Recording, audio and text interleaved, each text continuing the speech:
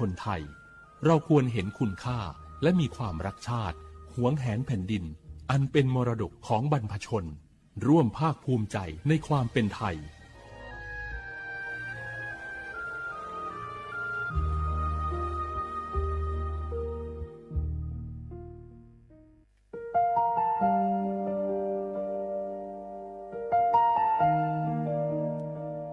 ขอน้อมเกล้าถวายอาลัยสมเด็จพระพันปีหลวงพระแม่แห่งแผ่นดินผู้ทรงเมตตาเหนือเกล้าขอพระองค์เสด็จสู่สวรรคาลัย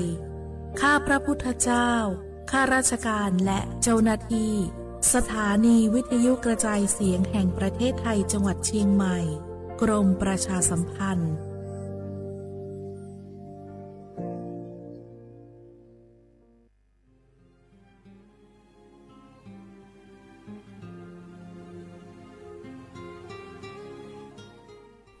This is a moment of profound grief for the Kingdom of Thailand. The collective voices of Radio Thailand Chiang Mai join the Thai nation in mourning the passing of our beloved Queen Martha, Her Majesty Queen Sirikit. Her life was a testament to the unwavering service, grace, and deep love for the Thai people. Our humble condolences and thoughts are with His Majesty the King, the royal family, and all the Thai people during this deeply sorrowful time. We will remember her forever.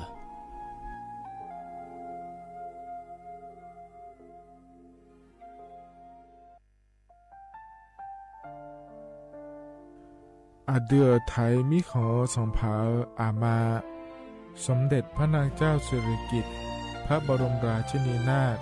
พระบรมราชชนนีพันปีหลวงควยตาโอดาเลียกาชายันดาชอเนมาอายออามามิขอเปียวเนไทยมิขอกะดูอาคาชอเจอกะดูเงเกเนลาหมายแอจิเชนีถามิเน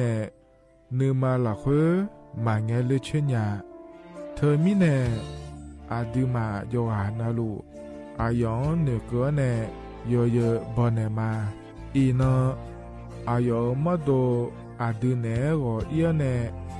ควยตาโอดาเลมิเนนือมาหน่วยสาวเนวอจอจอยเรญาอาดิมาโยหานาลูอายองนือมาละเควโยจอนาลูเนเกเนโยเยบอชอเนมางามาอาเขาชดเจอโยกานาลู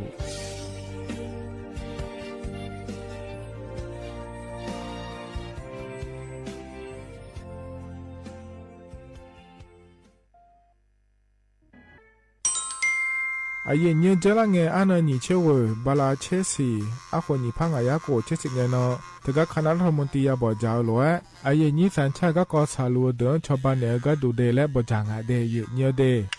เธอก็ย้อมมาตรา17แห่งพระราชบัญญัติคนเข้าเมืองพศ2522และขั้วเธอก็เธอเนี่ยอาเย็นนี้เธอก็ถ่ายมิของหลักคุยพ่ออ้อเหลียวกับเมียนี่จอลาเดอเขาเนี่ยรอทะเบียนประวัติและขั้วเธอย้อนฉายเยี่ยเดินนะขอเนี่ยเยี่ยเงี้ยวเธอก็อยู่ห่างก็ดูการขอสถานะคนต่างด้าวเข้าเมืองโดยชอบด้วยกฎหมายและขั้วเธอเดินอย่างไม่เจเดเยี่ยเงี้ยเดเขาเนี่ยเยี่ยเงี้ยวมาตรา7ทวิแห่งพระราชบัญญัติสัญชาติพศ2508อาเยนี้เธอก็ถ่ายมิของหลักคุยได้แล้วแน่อาดามังเงนะอามาเธอก็ทะเบียนประวัติบุคคลไม่มีสถานะทางทะเบียนและอ้อเธออาเยนี้สัญชาติสัญญาไม่ได้เดเยเนียวเดใช่ก็ดูนะขอในกู้เทเมืองหลักคุยย่อนะเธอก็สำนักบริหารการทะเบียนกรมการปกครองและคุกาสัญญาไม่ได้ยมมือยอหลักคุยนะเยเนียวเธอก็ในอำเภอโยฮันเนโจดัวรอราชการอายามหลักคุยอันนี้เชื่อว่าบาลาโกสีอาคนนี้พังอายาโกเชื่อว่าขวงเกนีเดยเนียว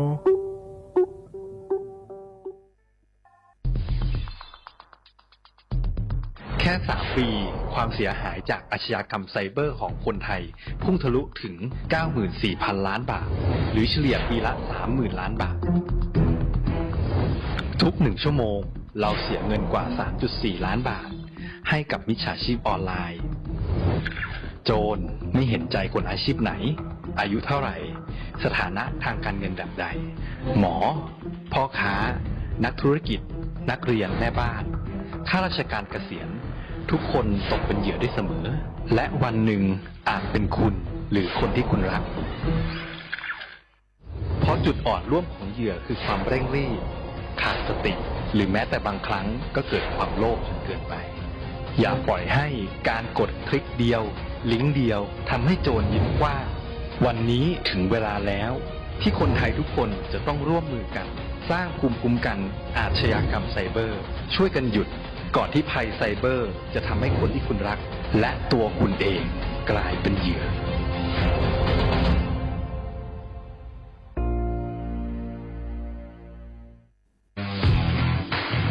รัฐบาลไทยประกาศสงครามสแกมเมอร์รัฐบาลจึงได้ประกาศสงครามกับสแกมเมอร์ในฐานะที่สแกมเมอร์เป็นวาระแห่งชาติและในวันนี้ผมก็ได้ใช้โอกาสนี้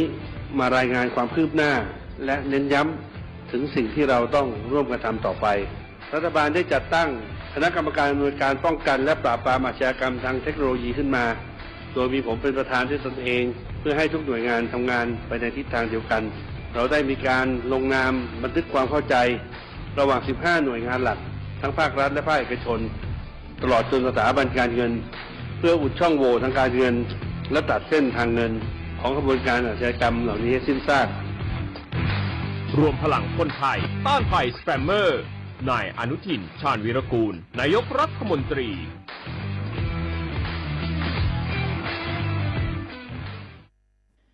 我是那个所播所错的那个垃圾票可能咩？阿杜阿弟要来吃好，我是那个阿萨手阿弟那个啦嘞杜老的也表咩？会那阿姐个票呢垃圾棚啊嘞，我是那个破鸟毛呢女仔伢咩？有哈的有做那路乌马破呢我是潮。Mangena ikan jane autonomous chiu APD 我是阿婆呢chiu Mangena 我是罗泡Sinya jemona 所播所错地松松怎么所播所错เขตหนึ่งเชียงใหม่นากาจำยองงาซุมนี่เยงาซุมงางาปโยดามโอเดนากาตีโกจำยอนึมานากอนาลูเดนากาตีซุมนี่ซุมโยกานาลูก็ดูไม่ได้ข้าชอเมนู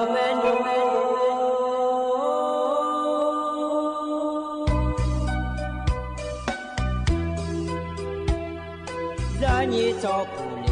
งดอวทุยอาคาเบดานีจอโมเลงดองชอยอาคาเบชอพามาสิจอชาโลHãy subscribe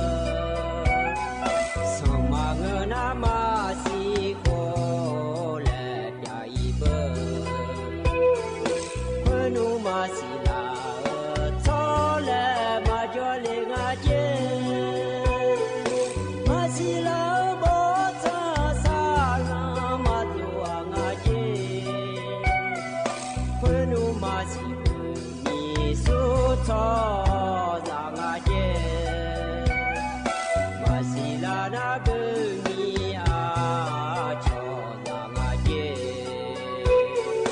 Ghiền Mì Gõ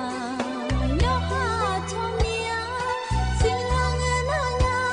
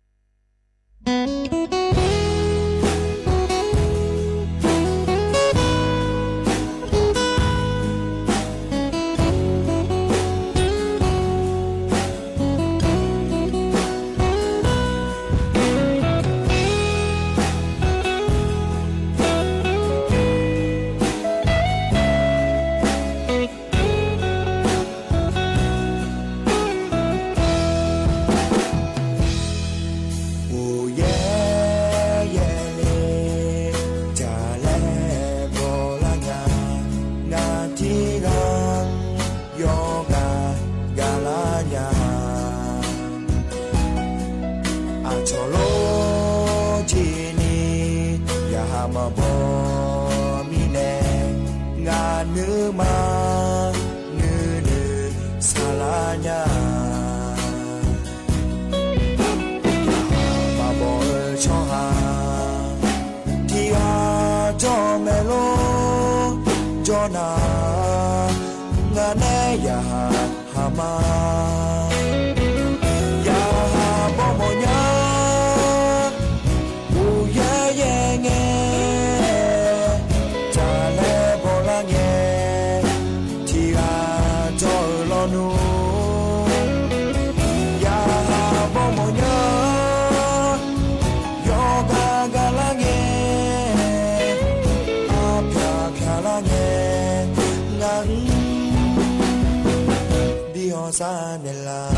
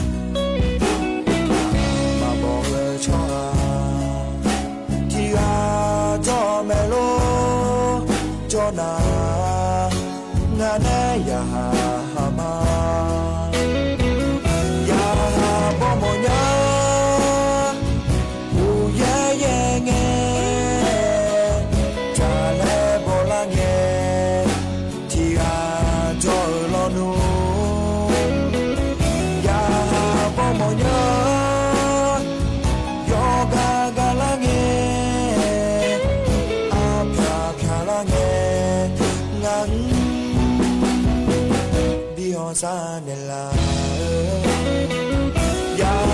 mo mo nya u ye ye nge cha le bo la nge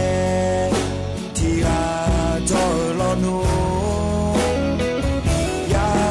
mo mo nya yo ga ga la nge a pha la nge ngang ho sa ne la cho sa ba do la ne ya ga yo bi ja ne la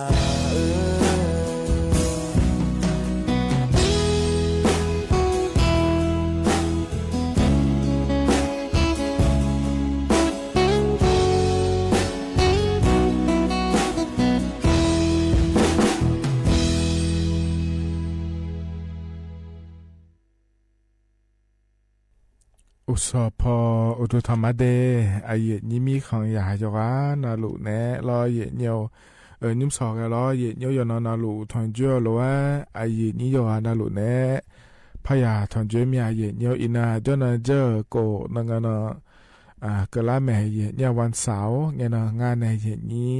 เทียนานาคนอินาคนนาอันเนาะชาลาแม่เดเยเนียเดมิเนมาแทนี่ล้อ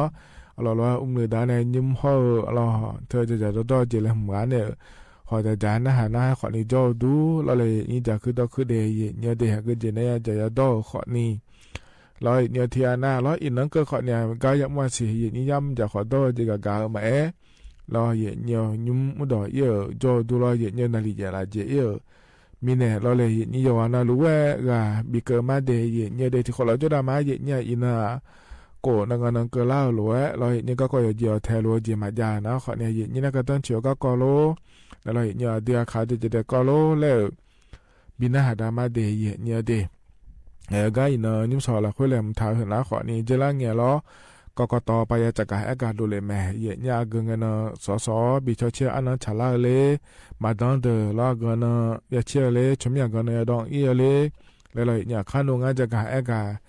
ดานในบิสิบิกามาเดยเนี่ยเดชันเทนนะหายาแม่เยเนี่ยไอ้ที่เขาล้อจะได้มาเยเนี่ยเหกันเนี่ยนะไอ้เยเนี่ยอันนั้นจะแม่จากการดานเนี่ยมาเดยเนี่ยเด